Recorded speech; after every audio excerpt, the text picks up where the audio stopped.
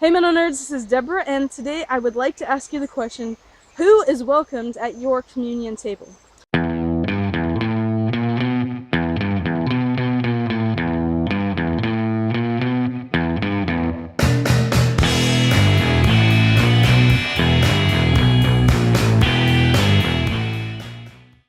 This is an interesting question for me because those of you who have been following our vlogs recently know that we've been talking all about the topic of communion.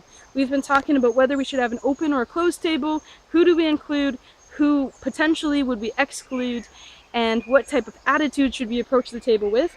And from there, talking about activism and some of our passions and how to maintain those passions even when our family and friends might not necessarily agree or support what we are doing. Now, those of you who know me or who have been following my blog or who have been watching my vlogs in the past know that I am heavily involved in disability theology and ministry. And this is a field that God called me in 3 years ago, and I believe it's a permanent vocation for me. Now, this is quite a diverse area, and there's so much we could say about church polity and about practical theology and practices within the church. But so that it doesn't get too complicated, let's hone in on communion, because it's a topic that we've been discussing all along. Now, when churches practice a closed table, that actually can get quite convoluted when it comes to people who have severe learning disabilities. For example, you might say, only someone who is baptized is able to partake, or only someone who is a member of our church is able to partake, or only someone who is a Christian and has made that profession is able to partake. But I've worked with a lot of people with quite severe learning disabilities, and some of them are nonverbal. They are not able to communicate with you in the way that maybe I would communicate with you, so they can't really speak with their words, and some of them don't even have the ability to speak with sign language. And yet I have seen the joy that comes on their faces when I have brought them to a communion service and they have been able to partake. And I have seen how deep some of them, their spirituality goes, even though they might not be able to recite the Apostles' Creed or the Lord's Prayer or whatever else you might want to recite. But I can see when they pray that something deep inside of them is changing. Something spiritual is happening. I also think this topic can get a little bit controversial or challenging when we consider the modes and the methods for which to invite someone to the communion table. So in some churches you have to go up for communion. Now, how does this work if someone has limited mobility?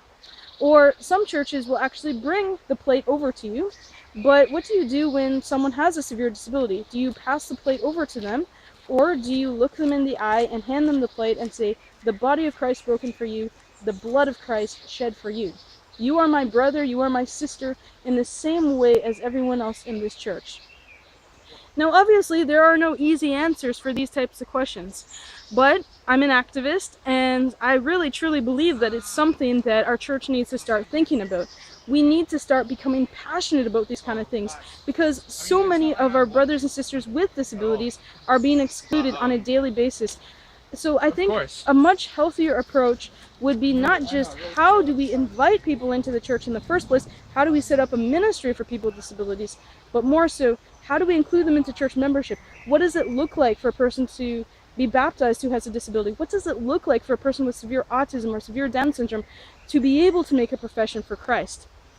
And I know that God has given each one of us different abilities and different interests and different passions. And I think that's great. I think that we need everyone in the church because God has given us these certain characteristics and these certain passions for a reason, you know? And maybe your passion is not disability theology, but maybe your passion is for a different group that's been excluded.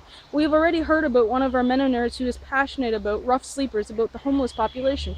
Maybe another person is passionate about physical disabilities. Maybe another person is passionate about addictions or mental health issues.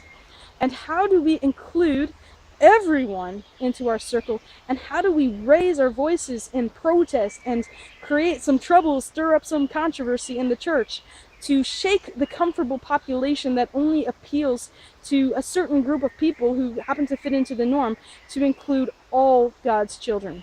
So that's the challenge that I want to leave you with, and I'd love to hear from you guys what your church is doing, what your church is failing to do, and how we can make it better. Thanks so much, guys. Peace out.